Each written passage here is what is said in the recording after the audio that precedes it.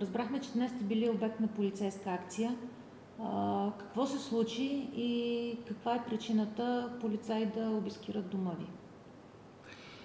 Около 7:30 съпругата ми влезе на банята при мен и ми каза, че има полицаи, ще правят обиск на къщата ми, нали, трябва да излезна.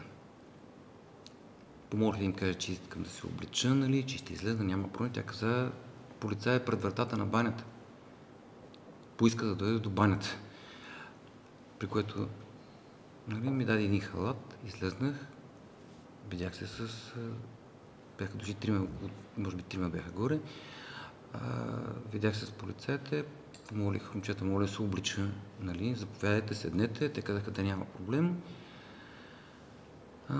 Облекох се, слезах при тях, какъв е повода на това, те ми казаха от съда, заповед за обиск и така нататък.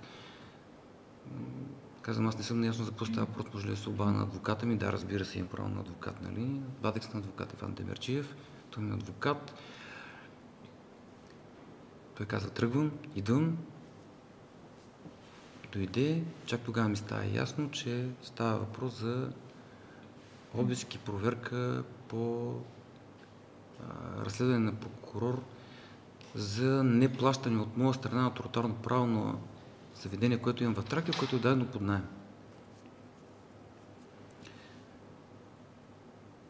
Това заведение е дадено под наем на фирма Ривиера. По този повод, нали, момчета, само искам да кажа, че бяха много културни, много възпитани бяха полицаите. Никакъв проблем имало с тях. Нали. Казах само, това е причината си направи за обиска, казват да, което мен силно ме очуди, нали, защото при няколко месеца, това може би беше лятото, господин от инспектората няколко пъти ходи при моите наематели, не мога да кажа 3-4, им казва, че трябва да плащат трудно право, но нито им прави актове, нищо конкретно не се случва. Просто отива при тях или ми се обажда по телефона и казва, вие трябва да плащате трудно право. След което поредния път, когато им се обажда и ги тормози, аз казвам, дайте ми телефона на този човек. Но се обадих с този човек, казвам, господин, вие с какво право се обаждате на моите наематели да претендирате за тротуарно право. Отговоря, господин, тази земя не е ваша, вие трябва да плащате тротуарно право. Викам, обадете се на кмета, изяснете се в общината там, трябва ли, не трябва ли, да ви предоставят всички документи. И ако прецените, направете ми акт, нали, мога право да го обжалвам в съда, съда определя, това е единствен правораздавателен орган, дали е правилно или не. Аз да плащам найема според моят адвокат и моите вещи лица, аз не трябва да го плащам. Но престанете да се обаждате на моите клиенти и да ги тормозите, защото не е правилно да бъде правилно така. Отиваш, установяваш, че има нарушение, правиш акт и си върви по съответната процедура. Прави се... Беше ли ви съставен акт? Беше ми съставен акт, да. След който акта, понеже аз не мога да го обжалвам, той се съставя на наемателите. Адвокат Демерджиев обжалва акта, доколкото знам е назначено вещо лице по решение на съдията. Не мога да кажа какви са резултатите. Нали, чакаме решение на съда, на първа инстанция. Впоследствие ми бяха направени още 3 акта и те са в съда.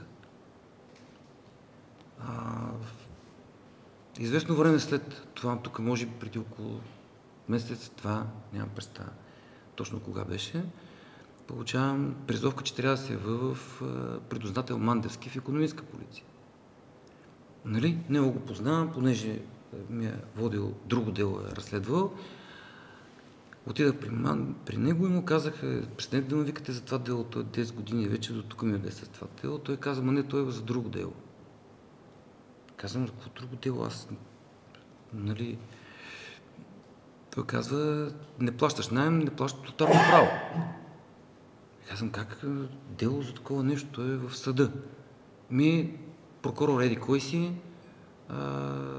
иска обяснения, досъдебно е, нали, образувано, досъдебно за това, че не си плащам наем. Нямам обяснение. Давам цялата информация следовател Мандевски. Цялата информация му я давам и му казвам, може да си вземете договора за наем, може да си го вземете от съда, може да си го вземете от регистрите. Мога да ви го предоставя и аз. Само че искам повече да не ме викате за такова нещо, защото ние сме в съда, нали? С какво право прокурора ме вика и ми губи времето. Аз имам фабрики и имам 300 човека за работници, които трябва да се грижа.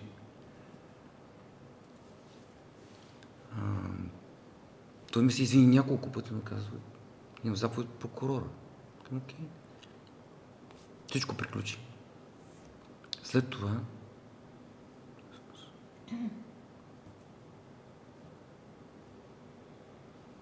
случката днес. Вече. С което, като дойде адвоката ми Демерджиев, каза, че това е за това и е безумие. Въпросът ми е, не съм отказал да предоставя никакви документи на нито една инстанция. Нямам неплатени данъци, нямам неплатени осигуровки, нямам абсолютно всичко съм изряден. Нямам никакви задължения към който е да било. Въпросът ми е, престъпник ли съм 10 души полицаи да влезнат в къщата ми в 7:30 сутринта да ми изкарат от банята? Дали съм престъпник? Искам да знам.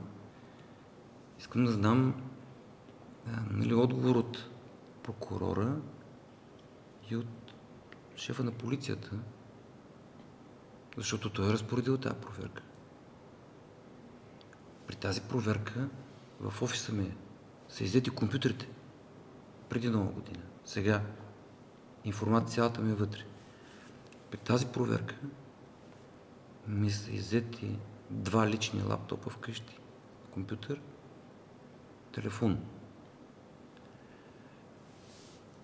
Кой има право, задавам въпроса вече към главния прокурор,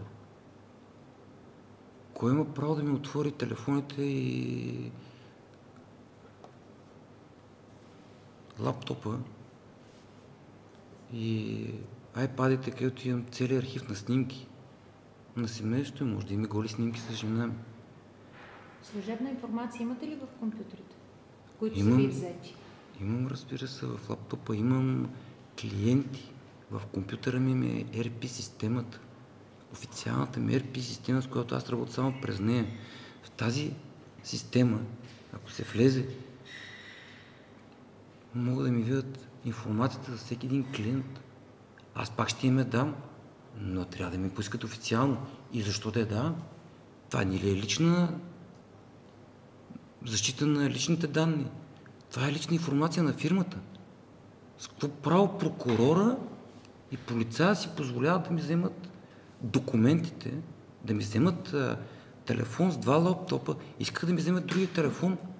Изпратих сина ми, аз вътре ми всички телефони, изпратих сина ми да ми купи друг телефон, за да има с какво да работя. И после ми оставиха единия телефон. Не мога да си го обясня, трябваше ли да ми го вземат и него или не трябваше.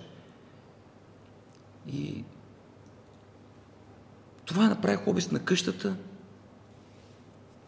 за договор, който търсят договор, който го има в регистрите, защото аз прочетах, че е за този договор. То го пише в постановлението.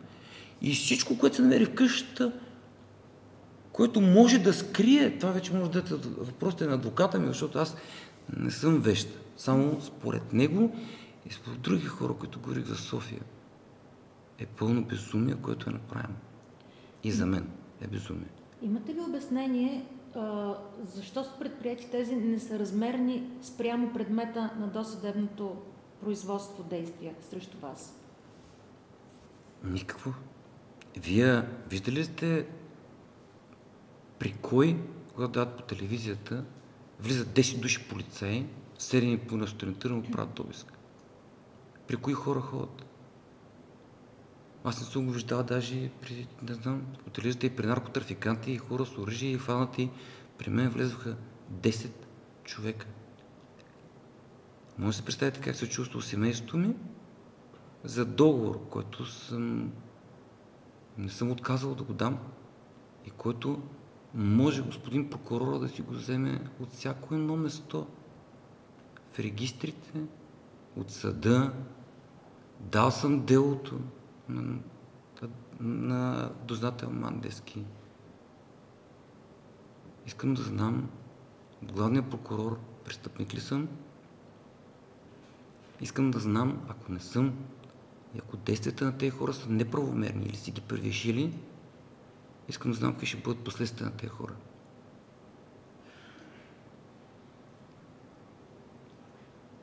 Само едно уточнение. Иззети са компютри и от фирмата, нали? Да. Тоест там, които съдържат служебна информация. Да. Която искам да знам кой е в правото си да отвори служебна информация на компютрите ми, в която има всички данни на фирмите, с които работя. Има обороти, има всичко. А вие до този момент не сте отказвали да предоставите каквато и да е била информация на органите на разследването? Има протокол при следовател Мандевски. Има протокол, който аз съм го разписал. И съм му обяснил, че и никой не ми се обадил повече. Че иска да му предоставя нещо допълнително. Ако ви се бяха обадили, каква ще бъде вашата реакция? Ще го предоставя договор, естествено. Аз и в момента, когато дойдоха, момичето, което беше една полицайка, поиска договора, даже ми поискаха договорите, понеже аз имам, нали, търговски център с всичките ми наематели. Бати съм счетоводството. Казах да приготвя всички договори и ги донесха тук. Но понеже Демерджиев ми каза абсурд да им предоставя всички договори. Това само става, ако е конкретизирано. Нямаш право, вика Жора, защо трябва да ги предоставяш? Това е лична информация. Откъде на къде прокурора ще ме чете на какъв наем аз давам заведенията? Откъде на къде? Откъде на къде? В следствието ще ме четат на какви договори ми са. Това е конфиденциална информация. Ако мен клиента ме съди, те наемателите ми са само сериозни клиенти. Ако клиента почне да ме съди за това, че аз не предоставя тази информация. С какво право ми го иска прокурора? И той не го иска. Там е много разширено и момичето се притесни и каза, даже договора за Ривиерата не го искаме, с Ривиерата, защото вика, ние у вас не намерихме нищо. Ще си дадем документи в икономическа, те да ви поискат каквото искат още. Нали, момичето, пак казвам, момчета бяха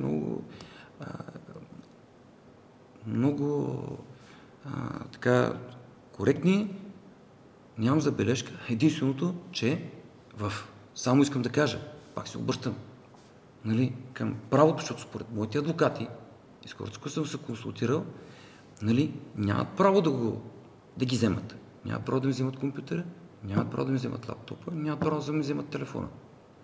Нямат право. Пак казвам, според моите адвокати. И ако това нещо, нали, понеже те все пак ми го взимаха, защото можело в компютъра да има какво да има различно от договора. Или там съм правил различен договор, пък много ме е странно. Искам обяснение. Какво може да има в компютъра ми, в лаптопите ми, в които не може да има нищо, защото нали? Вие доброволно ли предадахте? Не. Ако трябва да бъда конкретен, им казах, че нали... Не сте подписали протокол за доброволно предаване? Не. Написах за инземване. Полицая каза, аз му казах, ти си носи отговорност, защото викам, ако ти това нещо го направиш при положение, че съда и прокурора не го е конкретизирал, нали, ще има дело и срещу вас. И аз ще вода дело срещу всеки един, който ми е нарушил правата. В момента, нали, съм го сезирал, който трябва, нали, и има си съд в София, който, нали, може да се заведе дело. Вече, слава Богу, срещу хора, прокурори и така, които нарушават правата на хората. Аз смятам, че моите права са нарушени. Казахте, че за първи път се случва това, подобен обиск. Как се чувствате? Как да се чувствам на 33 години? 33 години работя в бизнес, не зависа нито от община, нито от държава. Всичките ми клиенти са големи, всички са западни фирми, производствен бизнес. Работиш, плащаш всичко коректно, което може да се докаже. и ти влизат сутринта в 7 и те вадат от банята. Според вас как да се чувствам? Нали, ако има някой, който би се чувствал комфортно, нали, аз и не съм свикнал, на мен влияе зле, защото аз не съм престъпник, на който да му се случва това нещо по няколко пъти в годината и да не му пука. Защото те престъпници са навънка, те не са в затворите. Нали, според мен. Благодаря. Затова не се чувствам добре.